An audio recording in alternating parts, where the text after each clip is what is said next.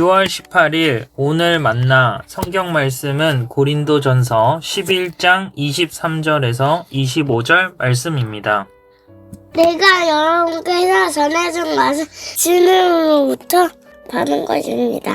곧 주 예수께서 잡히시던 밤에 빵을 들어서 감사를 드리신 다음에 떼시고 말씀하셨습니다.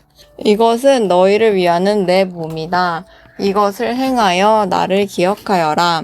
식후에 잔도 이와 같이 하시고서 말씀하셨습니다. 이 잔은 내 피로 세운 새 언약이다. 너희가 마실 때마다 이것을 향하여 나를 기억하라. 아멘.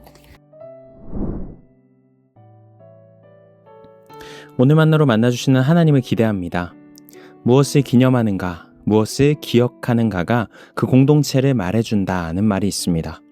한 공동체가 어떤 특정한 사건을 계속해서 기억할 것인가, 또 어떤 의미를 반복해서 기념할 것인가의 문제는 단순히 과거를 보존하는 일을 넘어서서 그 공동체의 정체성을 결정하고 지향성을 다듬는 핵심적인 작업이라고 할 수 있겠지요. 오늘 본문은 성찬 집례시의 성찬 제정의 말씀으로 낭독되는 말씀인데요. 성찬을 대할 때마다 우리는 이 말씀을 다시 들으면서 우리가 무엇을 기념하고 무엇을 기억하는지를 되새기게 됩니다. 그래서 오늘은 우리가 기억하고 기념하고 있는 성찬 안에 담긴 핵심 가치, 그리하여 우리가 잊지 말아야 할 우리의 정체성이 무엇인지 다시 한 번 더 상기해보는 말씀을 나누려고 합니다. 가장 먼저 성사의 개념을 기억할 필요가 있습니다. 성찬과 세례와 같은 예식을 성사라고 표현하곤 하는데요.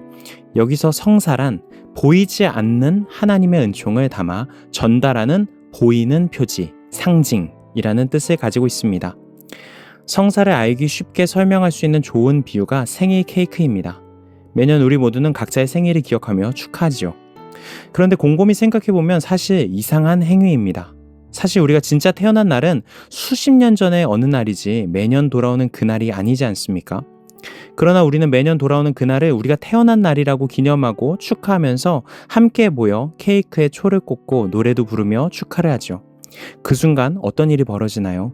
내가 태어난 것은 분명 과거의 일회적인 사건이었지만 함께 케이크를 두고 노래를 부르고 초를 부는 행위를 통해서 그 과거의 기쁨이 지금의 기쁨으로 재현됩니다. 수십 년 전 이 땅에 처음 발을 내디뎠을 때 그 존재만으로 누군가에게 큰 기쁨이 되었던 그날의 행복이 다시 현재화되는 것이죠.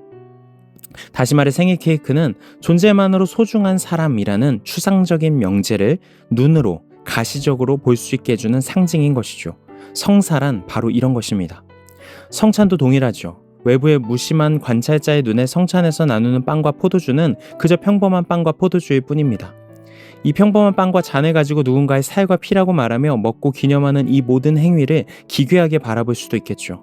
하지만 그리스도인들에게는 그 별 볼 일 없는 평범한 빵이 오래도록 전해져온 위대한 이야기를 눈으로 명료하게 보여주는 상징입니다. 그 이야기가 무엇입니까? 누군가가 자기 자신 전체를 우리에게 내어주었다. 누군가가 자신의 살과 피를 다 내어주는 희생을 하면서까지 우리를 포기하지 않고 사랑했다.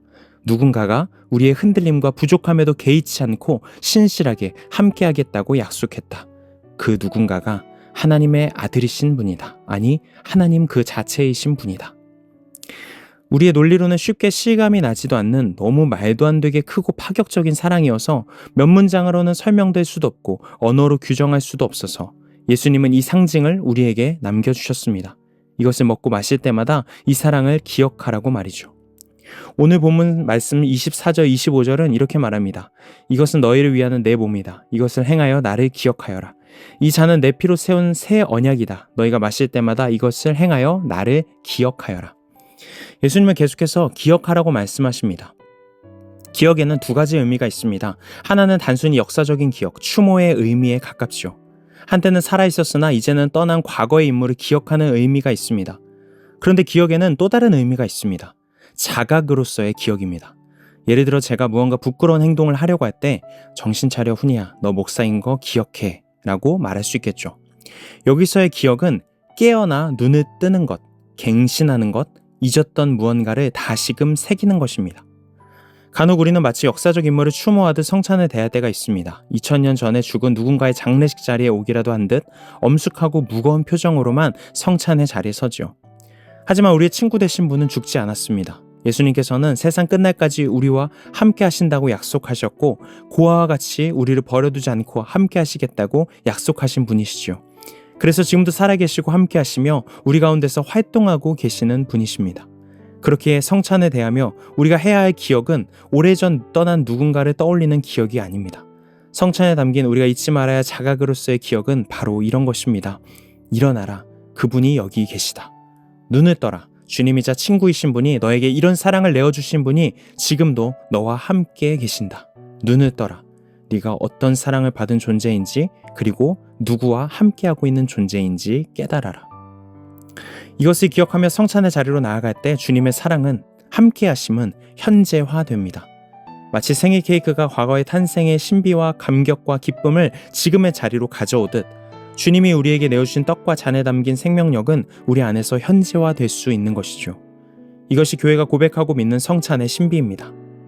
사랑하는 성도 여러분, 오늘 말씀을 통해서 주로 성찬이라는 성사에 대해서만 나누었지만 사실 성사라는 것은 오로지 성찬으로만 국한되지는 않습니다. 우리의 일상에서 마주하는 자연, 소중한 사람들, 불현듯 눈에 들어오는 아름다운 글귀, 예기치 못했던 사건들과 같은 모든 것들이 보이지 않는 하나님의 은총을 가시적으로 보여주는 성사가 될 수 있겠죠. 그런 순간이 오늘 여러분에게 선물처럼 찾아올 수 있기를 축복합니다. 그리고 자각하실 수 있기를 바랍니다. 여러분이 어떤 사랑을 받은 존재인지, 누구와 함께하고 있는 존재인지 말이죠. 사랑받은 자답게, 가장 아름다운 분과 동행하는 존재답게 오늘 하루를 마주하고 살아가시는 성도님들 되시기를 축복합니다. 기도하시겠습니다. 우리가 어떤 사랑을 받은 자들인지 자각하며 살아가기를 소망합니다. 일상에서 크고 작은 성사들을 통해서 우리에게 보여주신 하나님의 은총을 발견할 수 있는 섬세한 눈과 마음을 허락하여 주시옵소서. 예수님의 이름으로 기도드립니다. 아멘. 이제 두 가지 기도 제목으로 함께 기도합니다. 첫 번째로 오늘의 말씀에 따라 기도하겠습니다. 성찬의 신비와 주님의 사랑을 기억하고 일상 속에서 하나님의 은총의 흔적을 발견하며 주님과 동행하는 삶을 살아가게 하옵소서. 두 번째로 환경 선교를 위해 기도하겠습니다. 하나님께서 맡기신 창조 세계를 동역자로 섬김의 대상으로 바라보며 생태적인 사랑을 신실하게 실천하며 살아가게 하옵소서. 이 제목으로 기도하신 후에 개인 기도로 나아가시겠습니다.